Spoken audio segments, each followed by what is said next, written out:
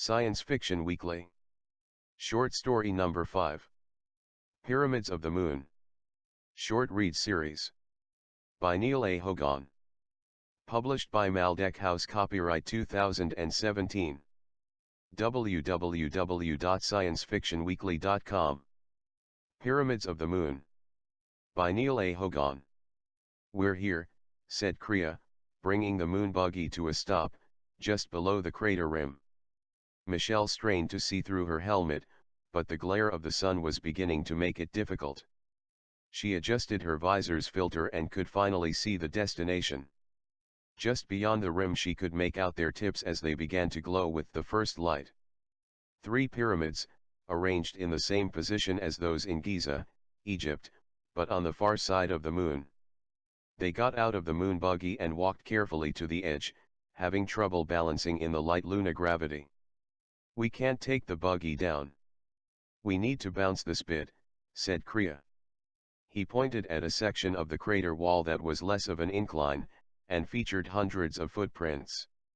The evidence of other expeditions years ago, unchanged in the windless environment.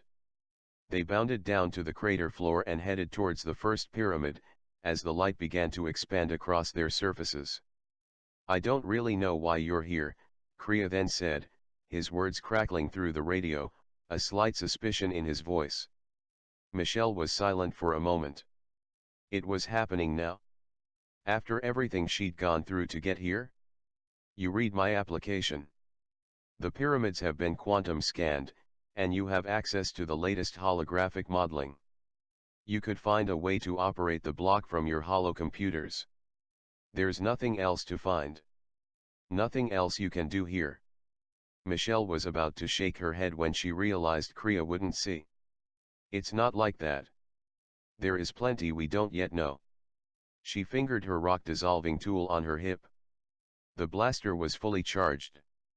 She hoped she wouldn't need to use it, yet. "Look. I'm just a bit confused why your application was approved. We get requests like yours all the time. I guess they knew it was important." Michelle didn't want to get into a conversation about this at this late stage. She just wanted to get inside, do what she had to do, and get out. "Look. Quantum modeling suggested the perturbations of Jupiter, Venus, and Earth's other tiny moons still doesn't fully explain the moon's tidally locked, elongated orbit. What if something happens? What if we do something that might disrupt that orbit? It could cause an ocean realignment. It's been there for billions of years. Your research expedition cost well over $1 billion. Don't you think that money might have been better spent on something more important like, well, combating the Destroy All Humans animal activist terrorist organization?"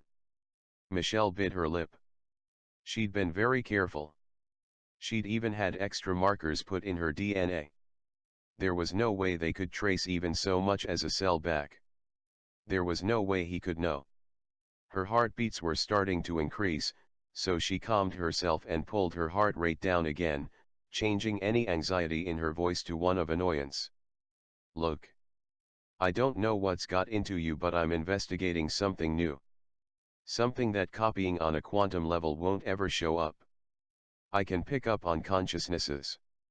Models suggest the block might be, but we can't reproduce it in our systems. If that block is sentient, I'll know about it. Let's speed this up and get it over with.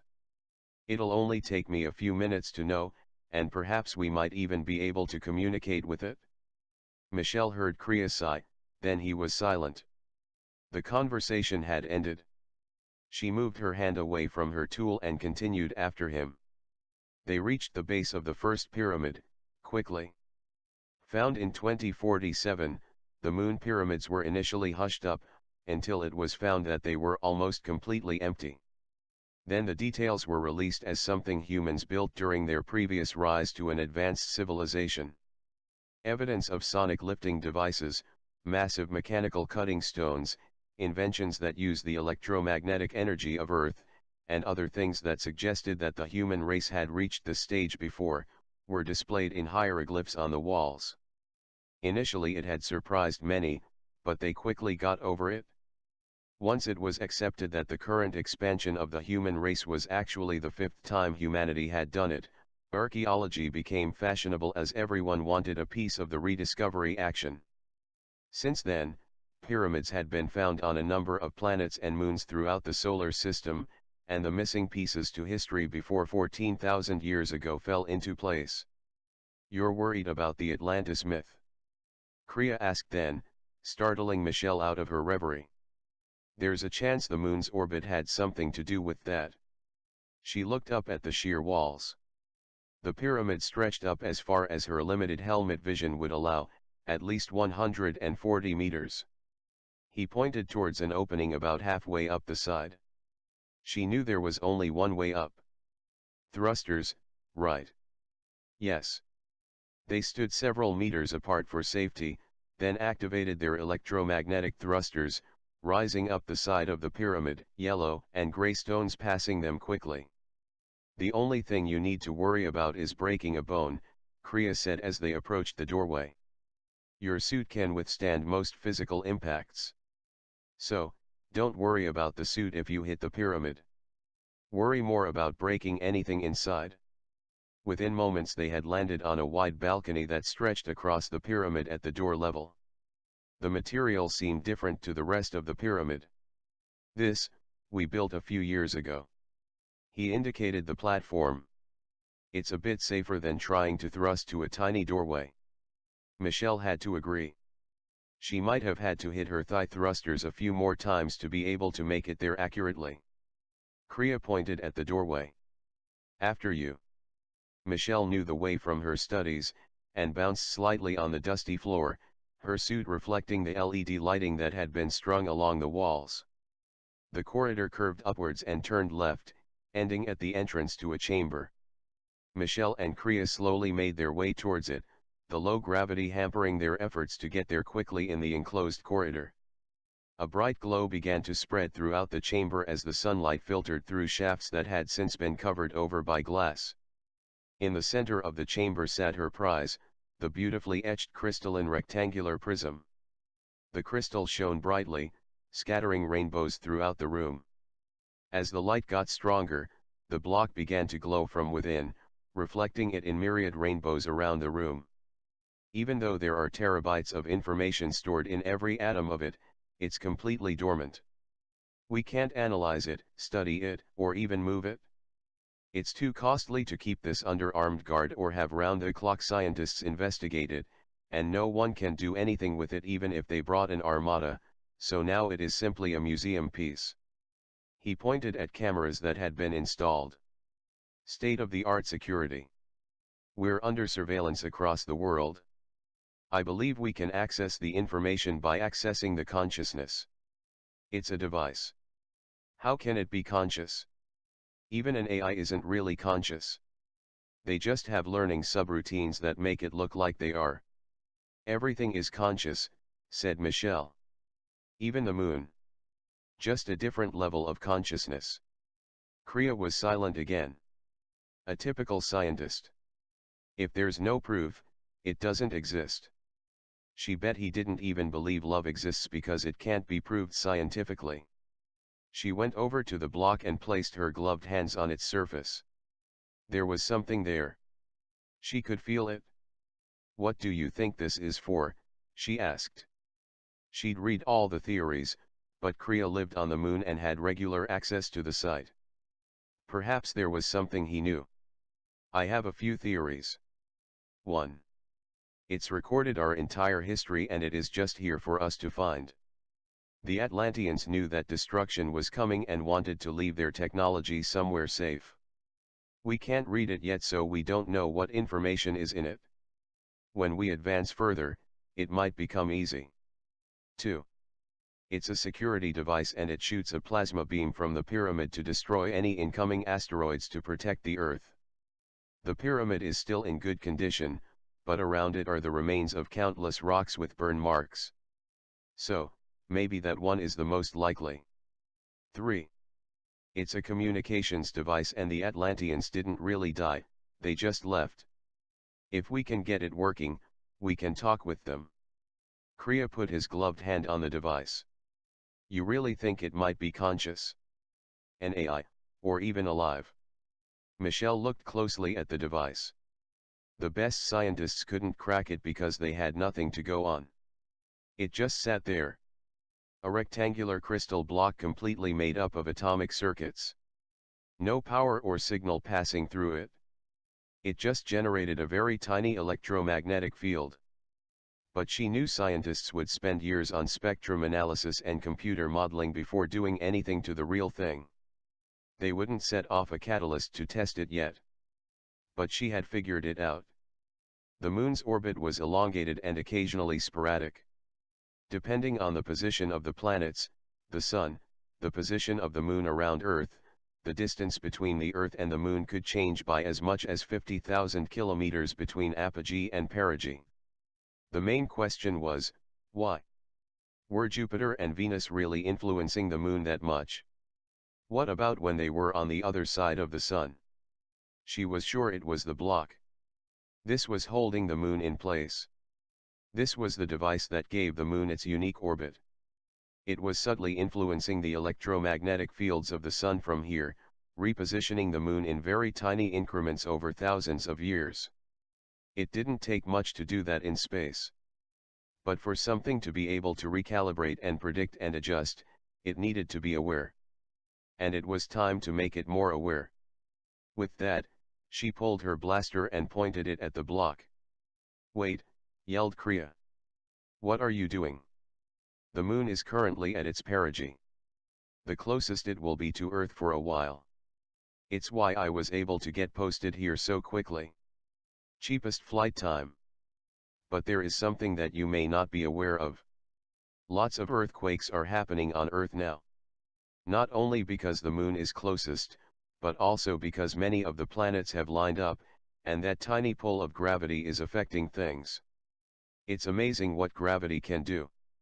But, are you saying this device helps stabilize the moon? And you're going to shoot it?" Kriya made to move to her, but she swung the blaster on him, and he stopped. "I'm pretty spontaneous." Michelle shifted the blaster back to the device. "No security systems here? Only cameras?" She waved her blaster at one of them. "If nothing else, this will get you properly investigating these things, rather than spending a lifetime looking at pictures. The slow rate of science bores me. Let's do something exciting for a change." And with that, she moved her blaster back to the crystal block and fired. For a moment, nothing happened. And then the energy charge began to flicker amongst the atomic circuits, disrupting bonds, dissolving connections, causing a feedback glow that began to spread outward from the device. The light reflected and refracted against itself, glowing brighter as it drew energy from the block. A strange, rumbling vibration spread through the pyramid, and both Kriya and Michelle stumbled. "You stupid girl," yelled Kriya. "This is why we investigate for years. If you've just disrupted its orbit, anything can happen. The moon could crash into the Earth. Well, guess what, idiot, your precious animals are going to die, too." Kriya bounded to the exit and headed down the corridor, while Michelle continued to watch the glowing crystal. So, he did know that she was part of the group. But she only wanted to test the block, to see if it responded. Something this advanced surely couldn't be affected by a simple rock blasting tool. She put her blaster back into its magnetic holder, and carefully moved closer to the brightening block. She reached out her hand. The glow seemed to intensify, and then, the room changed. No longer a rectangular chamber with colorful writing on the walls, the room was now cold steel as far as the eye could see, lit by glowing orbs. A tall being stood in front of her. It was humanoid, but its features were plain, and its hands were webbed. "Hello," it said, in English. Michelle's mouth opened in surprise, then closed again. She realized that she wasn't wearing her suit. Was it a hologram, or a hallucination? Telepathy. Your consciousness has merged with the awareness in this device. This is a security program. When the awareness is attacked, This program activates to contact the nearest sentient being for assistance. That is you. Well, I don't think I can help you. Scanning your recent memories.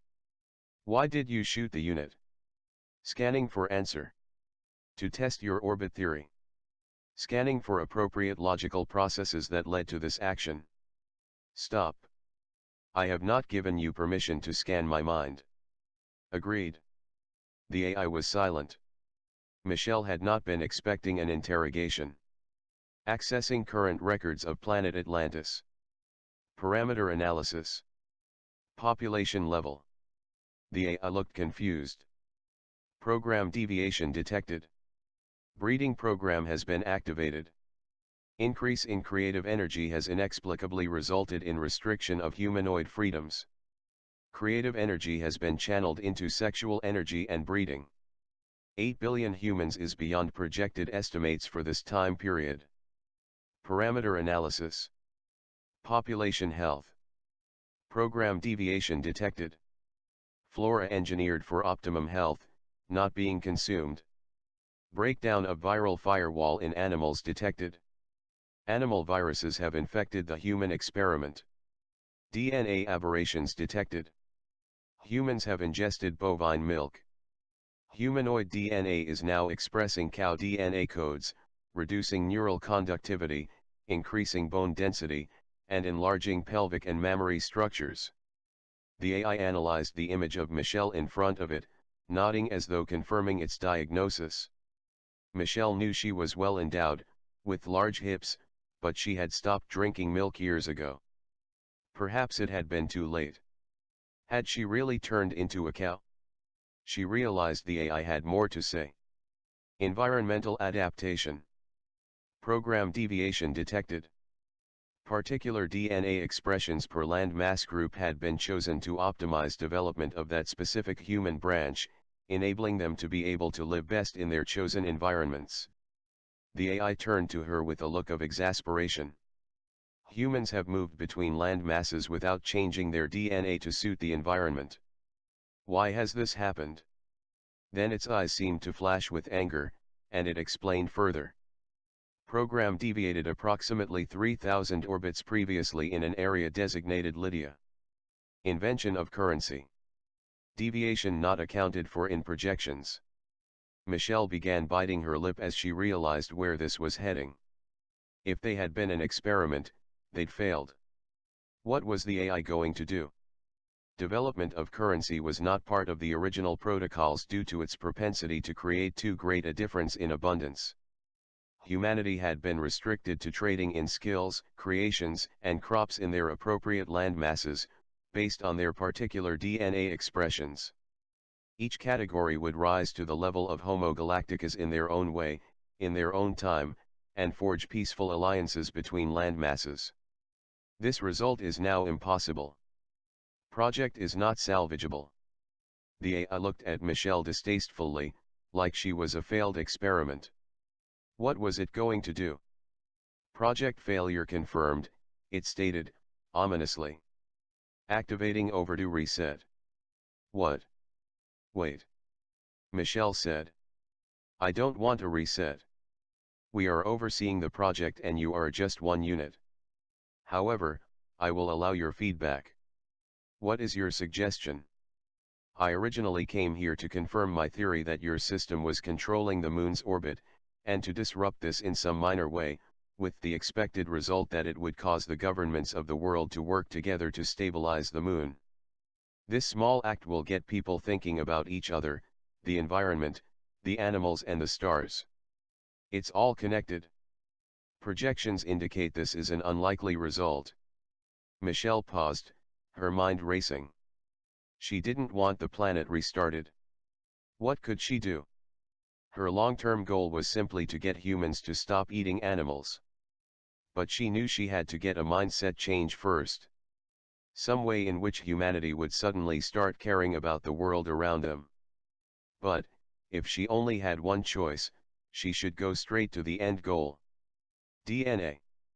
Can you create a virus that will make all humans suddenly allergic to eating cows? That way they would still be alive, but it would also be like a reset. It would be a start, and it would change everything. Everyone would start considering what they eat and how it affects them. It would have a snowball effect, causing everyone to rethink everything. The humanoid flickered for a moment. Perhaps it was accessing records. The virus lives in an insect you call a tick. Your beef industry has all but eradicated this virus from existence. According to updated records, none of your Save the Animals organizations have tried to use it to make people more sensitive to eating cattle, as the risk of death is too high. Michelle opened her mouth, then closed it again. There must be another solution. But the AI had more to say. The virus causes a reaction to a mammalian carbohydrate. It doesn't respond in the same way to chicken or fish. Multiple viruses would need to be created targeting particular carbohydrates in individual species of animals to prevent all humans from eating them. It is not a solution. Additional information. Animals have agreed, on a higher consciousness level, to help humans spread out into the galaxy, through any means necessary. The animals want us to eat them. They're not like you. They're not individual consciousnesses. Their bodies are more connected to the spirit realms, and they think together. Flocks of birds and sheep, packs of wolves, herds of wildebeest, armies of ants. They move synchronistically because they're all the same consciousness looking at the world through different points of view. How have you forgotten this? But I don't want people eating animals. The AI paused, looked Michelle in the eye in a way that suggested compassion. Was he about to change his mind? Or tell her something she didn't want to hear? Michelle Shaw, humanity has been genetically engineered to require creatine and carnosine, amongst other mammalian nutrients. These are only available in animals. Your entire plan is flawed, and will not result in the continued evolution of the human brain, and eventual expansion of humanity across the galaxy within 1,000 years. Reset activated. She had lost. In mere moments, she'd destroyed everything. The shock was like a punch to her stomach. Feeling lightheaded, she crumpled to the floor. All the animals would die. All the humans would die. This hadn't been her plan at all. She didn't want the human race reset. She didn't want all the animals dead. She at least wanted to go home. What had she done? She felt a rumble in the floor coming from outside the simulation. Had the moon moved? The humanoid cocked its head as though listening. My systems indicate a self-sustaining environment not far from here. 37 humans with quite a genetic diversity. You can start again. But most of them are men. Then I hope you like babies. With that, the humanoid smiled a chilling smile, the hollow room disappeared, and Michelle was once again inside her suit, standing up with her hands still on the block, and a murderous-looking Kriya staring at her. I should kill you, now, he said. Had he heard? Why? Come outside. She followed him carefully out of the room, and they stood on the ledge on the edge of the pyramid. The earth was in the sky. Wait, what? She said, surprised. We're on the far side of the moon. We should never be able to see the earth. Your shot has sent the moon spinning out of orbit. But it's worse than that. He sent her close satellite imagery to her heads-up display. With the moon's orbit disrupted, the normal ovoid shape of the earth had changed as well. Hundreds of meters of water that were normally pulled out at the equator had flattened, and spread back, pouring across the nearby land masses and flooding them. As the moon kept moving diagonally across the earth, its gravity continued to pull water across the continents, sinking cities. The AI had simply changed the moon's orbit slightly, and the human race had been wiped out. It was the flooding of Atlantis all over again. She could see that Kriya was crying in his suit. Shaking. They're dead. He said. My family, my friends. My life. They're gone, and I can never go back. He raised his tool and pointed it at her. I wouldn't do that, if I were you, she said, calmly. If anything, she didn't want her death on his conscience. Give me one good reason. His hand was wavering. Not if you want the human race to survive as a species.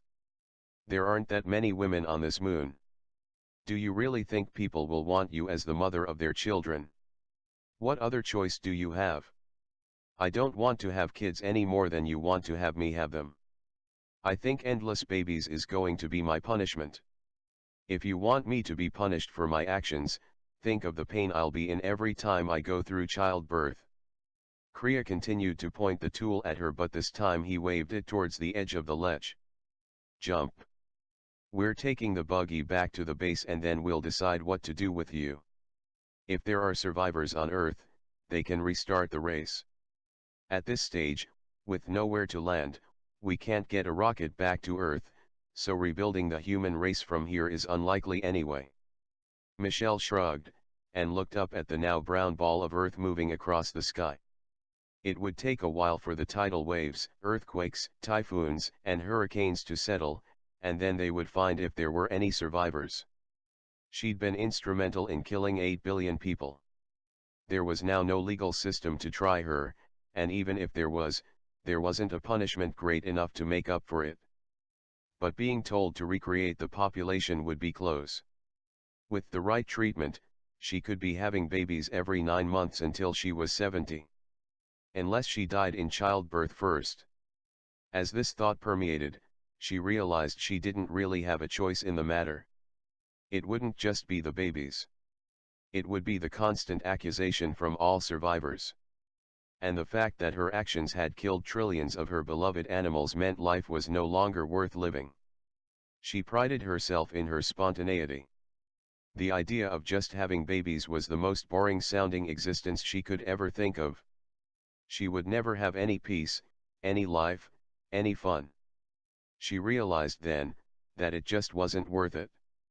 She was sure the human race would survive without her. After all, it had happened 5 times before. Kriya had forgotten to take her own rock blaster from her, and Michelle quickly pulled it off her magnetic holder, turned it on herself, and fired.